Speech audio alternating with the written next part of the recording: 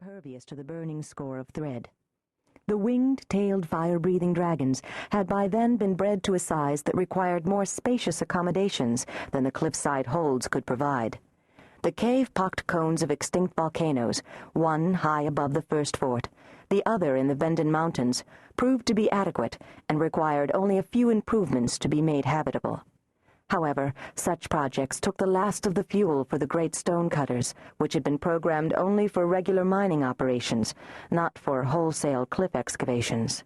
Subsequent holds and weirs had to be hand-hewn. The dragons and their riders in their high places, and the people in their cave holds, went about their separate tasks, and each developed habits that became custom, which solidified into tradition as incontrovertible as law. And when a fall of thread was imminent, when the red star was visible at dawn through the star stones erected on the rim of each weyr, the dragons and their riders mobilized to protect the people of Pern. Then came an interval of 200 turns of the planet Pern around its primary, when the red star was at the far end of its erratic orbit, a frozen, lonely captive. No thread fell on Pern.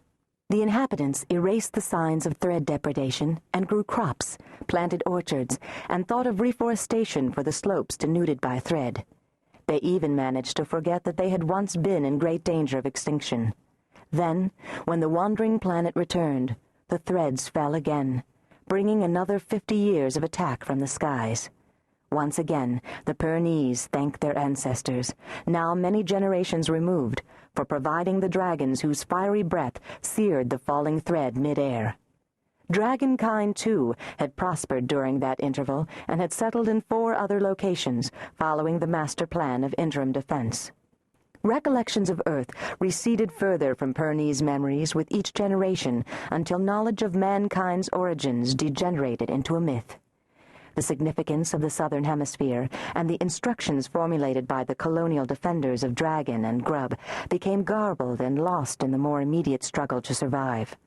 By the 6th pass of the Red Star, a complicated socio-political economic structure had been developed to deal with the recurrent evil.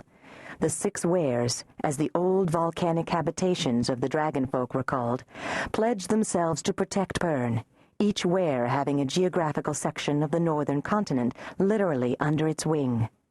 The rest of the population agreed to tithe support to the Weyrs, since the dragonmen did not have arable land in their volcanic homes, could not afford to take time away from nurturing their dragons to learn other trades during peacetime, and could not take time away from protecting the planet during passes. Settlements, called holds, developed wherever natural caves were found, some, of course, more extensive or strategically placed than others.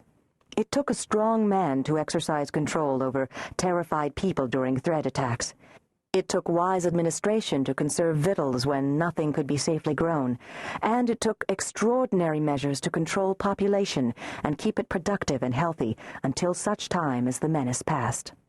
Men with special skills in metalworking, weaving, animal husbandry, farming, fishing, and mining formed craft halls in each large hold, and looked to one master craft hall, where the precepts of their craft were taught and craft skills were preserved and guarded from one generation to another.